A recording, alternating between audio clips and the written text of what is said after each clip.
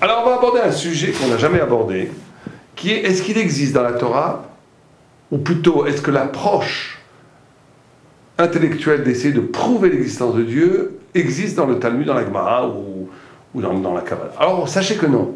C'est très intéressant de voir que la Gemara jamais n'essaye de prouver l'existence de Dieu. C'est une sorte d'évidence, d'une évidence chez le peuple juif, on va voir pourquoi. Alors vous savez que les philosophes ont envisagé plusieurs formes de preuve de l'existence de Dieu. La première, c'est ce qu'on appelle la preuve ontologique. C'est quoi la preuve ontologique? La preuve ontologique, c'est une preuve on va dire purement intellectuelle, d'après moi complètement artificielle, qui est de dire que, par exemple, une des preuves ontologiques, c'est de dire exister est plus parfait que de ne pas exister. Or, Dieu est parfait, donc Dieu existe. Exister est plus parfait que de non exister. Or, Dieu, dans la définition même de la divinité, c'est une perfection, donc il existe. Ou bien de dire, la notion de l'infini ne peut pas éclore de la finitude. Or, l'homme qui est fini, l'homme qui est fini, s'il a la pensée de l'infini, c'est que quelqu'un d'infini lui a mis dans la tête. Parce que jamais la finitude ne peut accoucher de l'idée de l'infini. Tout ça, c'est ce qu'on appelle la preuve ontologique. Est-ce que c'est valable d'un point de vue logique? Est-ce que ça se tient? Certains philosophes ont dit même, Descartes, pour ne pas le nommer, disait que cette preuve que je viens de vous énoncer, elle est plus sûre que 1 plus 1 font 2. Que l'existence de Dieu est démontrable de façon plus certaine que 1 plus 1 font 2. Mais on va voir qu'en vérité, il n'y a aucune preuve là-dedans. Pourquoi? Parce que l'existence ne se déduit pas. On ne peut pas déduire l'existence de quelque chose. L'existence n'est pas une déduction. Quand quelque chose existe, tu peux déduire des choses. Mais de prouver l'existence par une déduction, ça n'existe pas. Pourquoi? Parce que l'existence, elle se constate dans l'expérience. Donc, voilà en vérité complètement défaite ce qu'on appelle la preuve ontologique. Alors, ce qui est intéressant, c'est que quand on dit que l'existence ne se déduit pas, qu'elle se constate, alors on pourrait dire, oui, mais attention, nous, le peuple juif, nous avons constaté l'existence de Dieu au mont Sinaï. Et c'est ça, en vérité, ce qui nous différencie des non-juifs. C'est que le non-juif, il est dans un univers clos sur lui-même, et comme il a été créé quand même à l'image de Dieu, il cherche son créateur, et donc il cherche des preuves. Et il commence à dire peut-être que l'existence, l'idée de Dieu contient son existence, puisque l'idée de Dieu sous-entend la perfection, et qu'il est plus parfait d'exister que de ne pas exister, donc Dieu existe, etc., etc. Toutes ces idées qui sont en vérité d'un point de vue logique complètement démontables. Mais nous n'avons pas ce problème. Pourquoi? Parce que nous avons constaté, on dit que l'existence ne se déduit pas mais se constate, nous avons constaté l'existence de Dieu au mont Sinaï. Puisque la révélation n'est pas simplement réductible à une expérience du divin. La révélation, c'est que ça inscrit dans nos gènes le fait que Dieu est une évidence pour nous. C'est pour ça que le peuple juif, dans sa facticité, n'a jamais de problème avec Dieu. C'est sûr qu'il n'a pas besoin de prouver qu'il existe. Il sait qu'il existe. Il y a même une blague qui dit qu'un jour, il y a deux juifs qui commencent à discuter, est-ce que Dieu existe, Dieu n'existe pas, on ne sait pas si c'est vrai, on ne sait pas si c'est faux. Tout d'un coup, à la fin de la discussion, ils disent, bon, Mustama, il semblerait que c'est pas du tout prouvé. Après, ils disent, bon, c'est pas tout ça, il faut mettre les tefilines, il faut faire mincha, il faut prier, il faut dire le Birkat Hamazon. C'est ça être juif. Être juif, moi j'ai vu des grands hérétiques qui me disaient face à face, je ne crois en rien et tout. Le jour de la matzah, il m'appelait arabe, et combien il faut que je mange de matzah, et combien de laitue il faut que je... J'avais envie de lui dire, je ne l'ai pas dit, je ne vais pas me décourager, mais j'avais envie de lui dire, mais mon petit gars, ne mange pas de matzah, c'est une bêtise pour toi. C'est Dieu quand même, la matzah n'a de sens que si Dieu te l'a ordonné, alors tu ne crois pas en Dieu. Et combien de gens, vous voyez, des juifs qui, soi-disant, ne croient pas en Dieu, qui sont là, qui font tout, c'est bizarre, non? C'est bizarre. Non, c'est pas juste une question de culture, question de tradition. C'est que c'est inscrit dans les gènes du peuple juif qu'il a vu Dieu. Comme il a vu Dieu, c'est pas une histoire de preuve intellectuelle, parce que la preuve intellectuelle, c'est une preuve extérieure à soi. J'oserais presque dire que la preuve intellectuelle, c'est presque une idole. C'est un Dieu que mon cerveau accouche. C'est comme dit Rachid, l'idolâtrie, c'est des Élim, des petits dieux et des agadotes et des fables. C'est quelque chose qui est de l'ordre de généré par l'homme. C'est aucun rapport avec la rupture épistémologique d'une apparition, d'une crevaison de l'épaisseur de l'être pour laisser apparaître le visage du Dieu transcendant l'infini, radicalement autre, qui est le Dieu du juif. Le Dieu le premier commandant, Anochi, je suis celui qui est sorti d'Égypte. Il n'y a pas écrit je suis le Dieu intellectuel de Voltaire, grand horloger de l'univers qui a créé le monde. Non, je t'ai sorti d'Égypte. J'ai un rapport de constatation, de révélation, presque un rapport charnel avec toi. C'est ça l'élection, le bonheur, la jubilation des Juifs. C'est qu'il y a une évidence que notre être, et jusqu'au point où il aile Azaken, quand il dansait le soir de Hoshana Rabbah, il trouvait au cœur de lui-même Dieu. Il trouvait au cœur de sa Neshama, parce que la Neshama c'est le souffle de Dieu. Dans l'expérience même de son existence, il trouvait Dieu. Ce n'était pas quelque chose de théorique. Donc nous, on n'a pas besoin de la preuve ontologique, d'ailleurs qui ne tient pas logiquement, parce qu'on a dit que logiquement, une existence ne se déduit pas, elle se constate, et nous l'avons qu'à constater. Il y a une deuxième preuve qui est amenée par les philosophes, qui est la preuve cosmologique, elle s'appelle. Cosmologique. C'est la preuve de la causalité.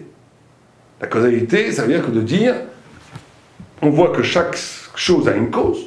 On n'a jamais vu quelque chose d'être, on n'a jamais vu un coq naître dans l'air, un boum, ça n'existe pas.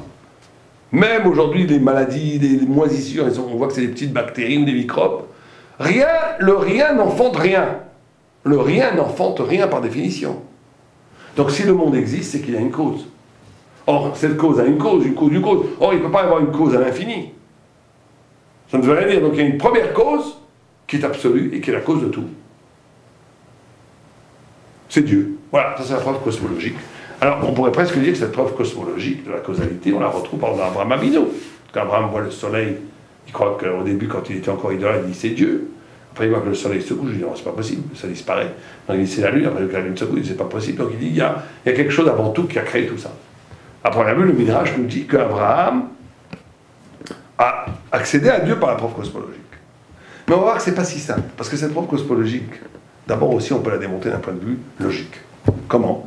En disant qu'une causalité c'est pertinent pour connaître des relations entre des choses dans le monde, mais pas pour saisir une cause du monde prise comme totalité, pris comme totalité. C'est-à-dire que tu peux pas, il faut bien comprendre ça, il faut être honnête. Une cause, la notion que tout a une cause, c'est dans le monde, Mais de dire que le monde lui-même, puisqu'il existe une cause, c'est pas évident d'un point de vue logique. C'est pas évident. Parce que ça, c'est des relations logiques qu'on a dans le monde, et qui sont valables pour la totalité du monde, on ne sait pas. Donc il n'y a pas de preuve. Oh, alors vous allez me dire, c'est quoi le pshat, c'est Abraham Avinu? C'est quoi le pshat, c'est Abraham Avinu?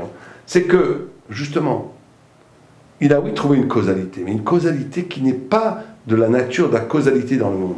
Une causalité qui est c'est une grammaire métaphysique qui est radicalement autre, qui n'a aucun rapport avec les choses qu'on connaît dans le monde. Et comment est-ce que c'est possible? Je vous dis, c'est très simple. C'est que, il y a une histoire vraiment magnifique que je me dois de vous raconter. Un texte dans la Gemara, quand je l'ai lu, j'étais complètement bouleversé. Quand Dieu a donné la Torah à Moïse, le Satan en personne est venu. Et il a dit à Dieu, où est la Torah? Et Dieu dit au Satan, elle est chez le fils d'Amram. Et c'est pourquoi on dit fils d'Amram, le marchal là-bas, il dit pourquoi on ne dit pas Moïse. Bon, il y a tout un... on pourrait en parler, mais une autre fois. En tous les cas, il dit elle est chez Moïse, chez le fils d'Amram. Le Satan, il arrive devant Moïse, il lui dit, elle est où la Torah? Moïse lui dit, je ne sais pas. Je ne l'ai pas. Et Dieu dit à Moïse, Badayata Moshe, tu mens? Je viens de te donner la Torah. Et Moïse répond de façon un peu innocente. Il dit, cette Torah, qui est la pensée de Dieu, qui est plus grand que tout le cosmos, qui est la raison de tout, qui est au-delà de l'être, qui est une dimension du savoir divin qui n'a aucun rapport avec nos petites pensées bidons, on croit comprendre des choses et qu'on dit quand même plus à fond d'eux. C'est immense. Je vais dire, moi, un être de chair et de sang, fils de la femme, je vais dire que j'ai cette Torah, j'ai rien du tout. Et Dieu lui dit, puisque tu as été humble, preuve d'humilité, et tu t'es rapetissé en disant que tu n'avais pas la Torah, j'appellerai la Torah de ton nom. Ce sera Torah de Moïse, Torah de Moshe. Plus de Torah, Torah de Moshe. Regardez comme le texte est puissant. D'abord, le texte nous dit une chose, sans vouloir avec ces personnes, c'est que dès que quelqu'un vous dit, moi je suis un grand rabbin, ou quelqu'un vous dit, moi j'ai la Torah, ou quelqu'un vous dit, moi je suis un Mekoubal, je suis un kabbaliste, sachez que c'est un charlot. un bidon, un usurpateur, un escroc du verbe. Tout grand Talmid Chacham sait qu'il ne sait pas. Dès que quelqu'un est en position de maîtrise de la Torah, il dit j'ai la Torah, j'ai le savoir, j'ai la Kabbalah, sachez c'est que c'est un charlatan. Moïse, le plus grand des hommes, dit j'ai pas la Torah. Et parce qu'il dit que j'ai pas la Torah est à lui.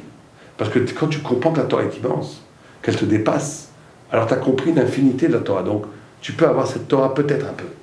On va te la donner, Dieu va te la donner. Mais quand tu as un rapport de maîtrise, tu es un escroc du verbe. Un imposteur. Et donc, Abraham Avinu, il a compris cela. Mais il a compris que Dieu était créateur au niveau de la cause, pas parce qu'il dit qu'il y a une cause, il y a une cause, il y a une cause première. Parce que quand on dit une cause première, on reste dans le monde. On reste dans l'idolâtrie du monde. On reste dans l'être. Il a compris que la causalité n'est nulle part. C'est ça le pshat du Midrash. Ça tombe, le soleil tombe, après la lune elle tombe, tout tombe, tout tombe. Il n'y a pas de causalité ici. Dans le monde, il n'y a pas une causalité. Et donc, comme il a découvert Dieu, lui, à partir de lui-même, comme il était un être tout fait d'amour, de chesed, il dit, ce monde a une cause première qui est amour, qui est un être d'amour, et il découvre Dieu. C'est-à-dire découvrir Dieu à partir d'une rupture, justement, de la causalité. D'une rupture des rapports de maîtrise évidents. D'une rupture de l'évidence bébête de la causalité. Et ça, c'est la façon dont le peuple juif comprend cette preuve cosmologique, qui n'en est pas une tant qu'elle reste au niveau logique, mais qui en devient une absolue quand elle provoque une rupture avec la logique. La troisième preuve, qui est la preuve psychothéologique. Vous savez ce que c'est la preuve psychothéologique? La preuve psychothéologique, c'est de voir, et ça c'est la preuve la plus forte en réalité, qui est retenue par les traditions hindouistes, qui a été retenue même par des philosophes qui ont critiqué les preuves, et qui est peut-être écrit dans le Rambam, mais c'est pas sûr que ce soit le pshat, mais en tous les cas c'est peut-être. C'est la preuve de dire que l'harmonie du monde est tellement parfaite que ça ne va pas être le fruit du hasard. C'est l'harmonie du monde. L'harmonie du monde renvoie à la divinité de la création. C'est une preuve très forte. Parce que vous savez qu'il y a des choses, une preuve très forte. Moi qui n'aime pas les preuves, c'est une preuve très forte. D'abord parce qu'il y a des milliards de coïncidences qui s'harmonisent. Et que chacune n'a aucun rapport avec l'autre. Je vous donne des exemples. Par exemple, la distance de la Terre par rapport au Soleil, elle sera un tout petit peu plus près, ça brûlerait tout. Elle serait un petit peu plus long, il n'y aurait pas de vie. Maintenant, le fait que la Terre est un peu inclinée, qui permet, après, sa rotation autour du Soleil en 365 jours, permet les saisons. Elle serait droite, il n'y aurait pas tout ça. Donc il n'y aurait pas les saisons, il n'y aurait pas la vie possible. Et ça n'a aucun rapport l'un avec l'autre. S'il y avait un petit peu trop d'oxygène dans le monde, tout brûlerait. Il y aurait un peu moins d'oxygène, il n'y aurait pas de vie. Et là, le niveau d'oxygène dans l'atmosphère n'a aucun rapport avec la relation de la Terre et du ciel, etc. Donc, et ça, c'est 3 exemples sur des milliards d'exemples. Et donc, chacun est essentiel à la vie. Et que tout s'harmonise, tout s'harmonise. Par exemple, vous savez que par exemple, une chose, comment on appelle ça, les grands oiseaux, Pink Floyd, comment on dit en français, j'ai oublié, bon, les Pink Floyd, on est dans l'anglais, les Pink Floyd, on appelle ça les... Bon, en tous les cas, ils sont roses. Flamants roses. Les flamants roses, s'ils ne sont pas roses, ils ne peuvent pas se reproduire. Ils ne peuvent pas se reproduire. Ils meurent. Ils ne font plus d'enfants. Enfin, ils ne meurent pas, mais ils ne font plus d'enfants. Alors, qu'est-ce qui les rend roses? C'est le fait de manger des crevettes. C'est des crevettes qui les rend roses. Regardez comment la chaîne des causalités, ils mangent une crevette, il devient rose, tout est fait dans un lien fantastique, d'une harmonie fabuleuse. Fabuleuse qui fait qu'il y peut y avoir... Et alors, je ne vous dis pas dans la biologie, il faut être un idiot total, à première vue, pour ne pas comprendre comment on voit, comment les molécules, elles font tout, pour qu'il y ait vie, comment elles créent du cerveau, pour créer... on voit une intentionnalité dans la vie, tout fait pour qu'il puisse y avoir vie. Tout se dirige vers la vie. Tout se dirige vers la vie. Mais, sans vouloir vous dire, ça a l'air d'une preuve très très forte. Mais je vais vous décevoir. On va dire que ce n'est pas une preuve absolue. Pourquoi? Parce que c'est vrai qu'il faut être un peu mauvais joueur, mais dans la Torah, il faut être amiti. On va dire que non. On va dire que cette preuve est une preuve tant qu'on n'aura pas... c'est une preuve. si on démontre le caractère limité de l'univers. Mais si l'univers est infiniment grand, alors il se peut que nous sommes le grand, on a gagné au loto. Nous sommes le lieu où des milliards d'hasards se sont retrouvés en même temps qui créent la vie. Alors vous allez dire, c'est impossible. Une chance sur 1000, c'est déjà énorme. Une chance sur 1 milliard, c'est un milliard. Mais une chance sur 1 milliard répétée 1 milliard de fois, comme disait un statisticien, qui a plus de chances qu'un singe qui taperait sur une machine à écrire, comme ça au hasard, il ferait la tempête de Shakespeare, par hasard. Ça serait déjà incroyable. Mais la création du monde, seule, c'est 1000 singes, c'est beaucoup plus horrible. C'est 1 million de singes, et que le million de singes, tout le million de singes en même temps, le million de singes en même temps ferait 1 million de pièces de pièces de théâtre, par exemple. Ce qui paraît aberrant. Mais si on tire si d'un point de la statistique, si on fait des billiards de fois, alors peut-être que dans un élément sur un milliard, il va y avoir cette coïncidence extraordinaire de milliards de choses qui s'harmonisent. C'est possible. En réalité, c'est pas tellement possible parce qu'il faudrait que l'univers soit infiniment plus grand que ce qu'il est aujourd'hui. Mais comme on n'est pas 100% sûr de l'étendue de l'univers, c'est possible. Donc on n'est pas à 100%, on est à 99,999%. Mais je suis d'accord avec vous que celui qui ne croit pas, c'est un très grand croyant. Celui qui ne croit pas, il a une foi beaucoup plus grande que la mienne. Celui qui dit que Dieu n'existe pas, de façon certaine, d'où il sait, je sais pas, mais il a une émouna, celui-là, je dis que bravo. Comment tu as cette capacité de croire alors que tout s'harmonise et qu'il y a une chance 0,0000000, il y a une chance infime que Dieu n'existe pas d'après la preuve, mais elle existe. Je parle déjà dont on sait que Dieu existe, mais on parle dans le monde de la logique. Alors, quel est le contrepoids de cette preuve de cette preuve théologico-psychologique? Quel est le contrepoids? C'est justement la discussion entre le Rambam et le Raïvé. Le rabbi Abraham de Posquière, en France. Le Rambam dit pour savoir arriver à l'amour de Dieu, pour arriver à la connaissance de Dieu, pour arriver à la preuve évidente, éclatante évidence de Dieu, il faut regarder justement dans l'harmonie de la nature. Bien, le Rambam de Posquière dit non, il faut étudier la Torah. La Torah. On étudie la Torah quotidiennement, on étudie la Torah. Dans la grammaire métaphysique et spirituelle de la Torah, on rencontre Dieu de façon évidente.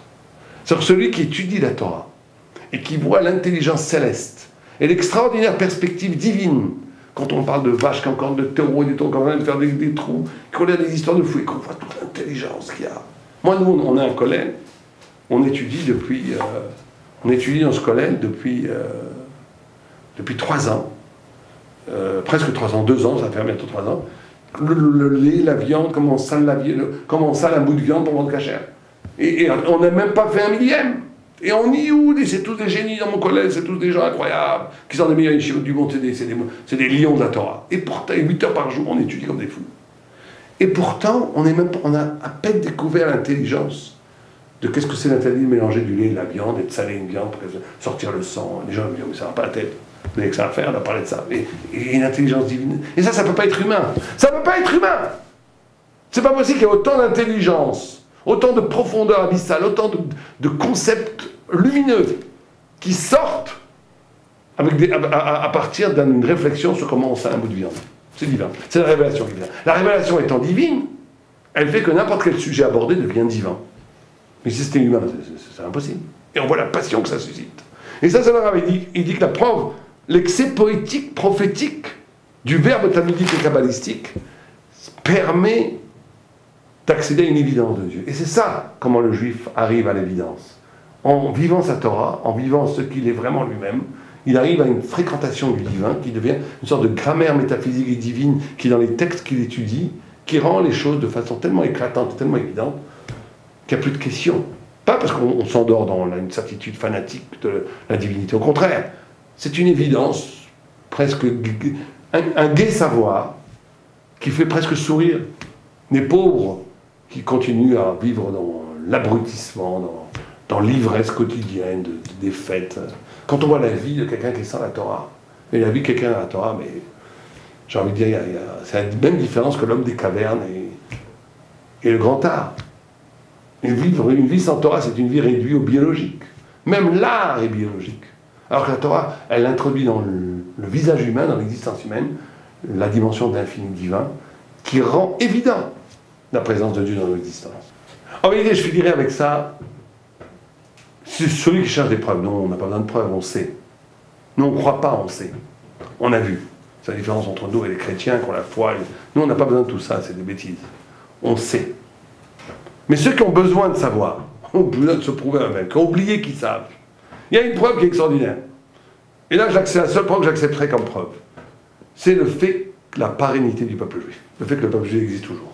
Ça va contre tous les standards du déterminisme historique.